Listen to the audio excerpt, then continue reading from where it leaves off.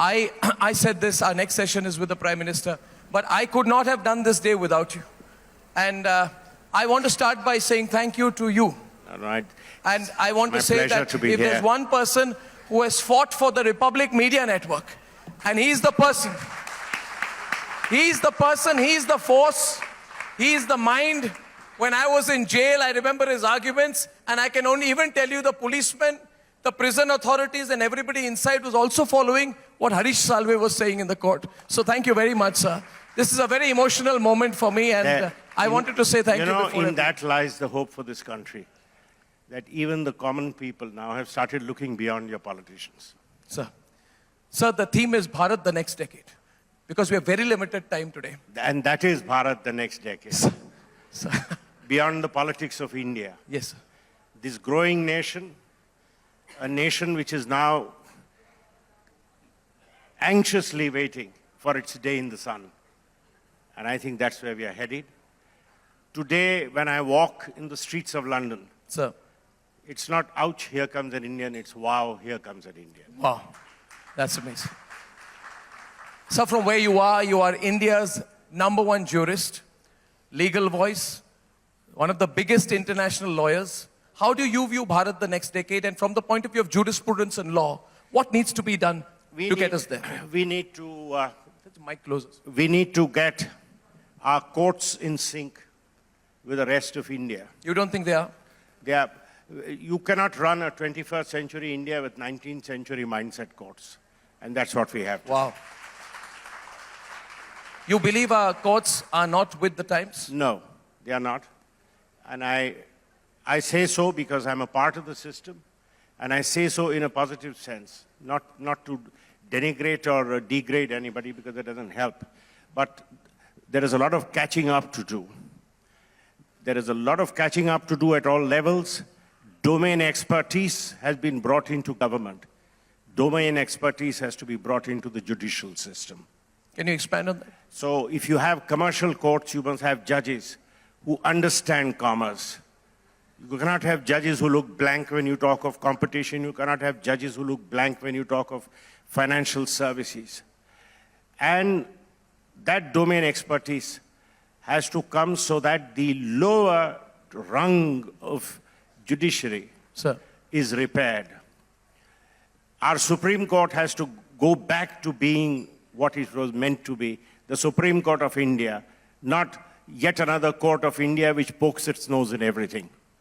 Wow, that's going to make headlines coming from you, Mr. Salve. Rhythm would like to take that forward. It should, because today, unfortunately, the Supreme Court is hearing appeals from amending of pleadings, hearing appeals from every small little case which gets decided that way.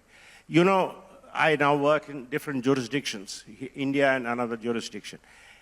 In United Kingdom, 9 out of 10 cases come to an end in the court of first instance. Yeah. We have to get there. Otherwise, this disrepair in our judicial system is not going to get sorted. The common man's interface with justice, you have seen this for yourself. Yes, sir. The common man's interface with justice is first in the criminal justice system with the magistrate, sir, and in the civil justice system with the district judge.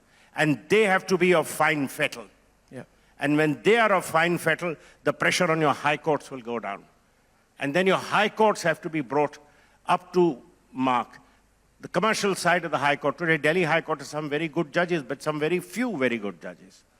We need a lot more, we need a much wider base. And we have to get back the legal system into a pyramid. Today it's like a rectangular block. Everything goes from floor to floor. That's not how legal systems can work. Right. There has to be a pyramidical structure. Bulk gets sorted out at the lower level, a much smaller at mid, and right at the top, important questions very of few. law. Rhythm. Mr. Salve, simple question. The sedition law, whether it's the privilege of breach, alleged privilege of breach parliamentary motion case that you fought for us, whether it's words from the Supreme Court or the High Court also needs to understand that they cannot keep intimidating or getting intimidated when there are pleas before them, the bail applications. I want to ask you about this certain narrative that's created where the democracy, they say, the constitution, they say, is under threat. I remember your words when you spoke even about your guru, Palkewala, that it's time, only time India ever suffered was the emergency. Do you think that this narrative that continues to be created in the courts needs to stop, and what's going to get these vested interests to stop? Whose constitution under threat? The constitution of certain political parties or the constitution of India? Yes. I don't see any threat to the constitution of India. Till constitution of India lives in our hearts, nobody can kill it, not the politicians, not the judges.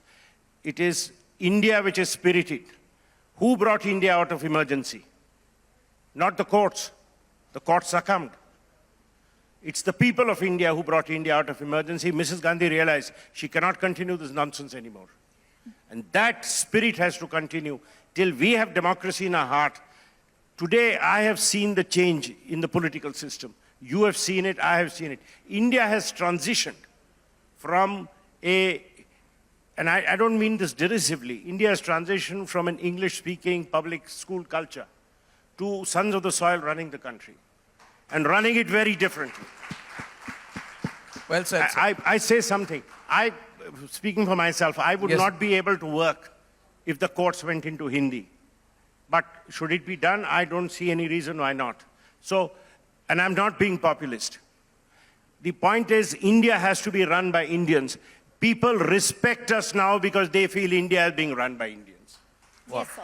Sir, just one question before I ask Arnab to ask you a question. You've spoken about the word nepotism.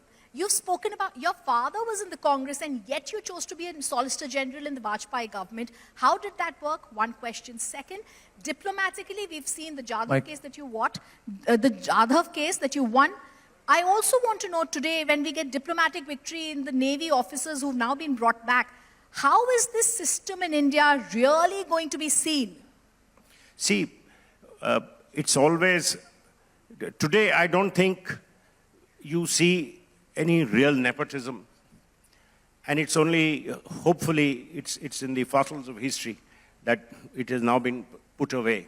Yes, sir. I don't think any appointments in recent times you can point a finger and say so-and-so's nephew or so-and-so's uncle has been made.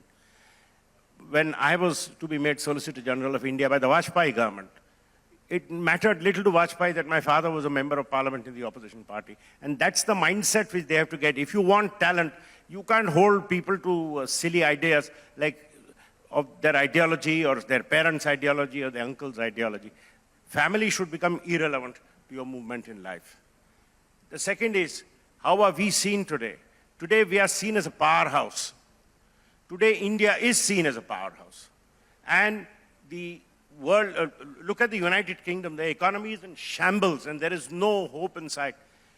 Today, they are most worried about their wobbly political system. We don't know the next elections. Will Labour win? If it wins, will it win a clear majority? Right. Or are they going to be in this mess and in the meanwhile, everything dwindles? People in England today worry about heating their homes in winter. And they call themselves a developed country. So, believe me, I mean, the infrastructure in United Kingdom is in shambles, absolute shambles. And look at us, we are changing by the day. Yes, so sir. India is seen as a powerhouse and India is a powerhouse. Yeah. And it's about time we showed the world we are one. I just have a couple of minutes because of the Prime Minister is coming and, you know, the security clearance. But I must ask, do you agree with the Collegium system? In Bharat, the next decade, should the system of judges selecting and electing judges continue to be? I really want you to speak straight on this, sir. It should never have been, and it should certainly not be. The Collegium system should be scrapped. The Collegium system was a band-aid on a wound.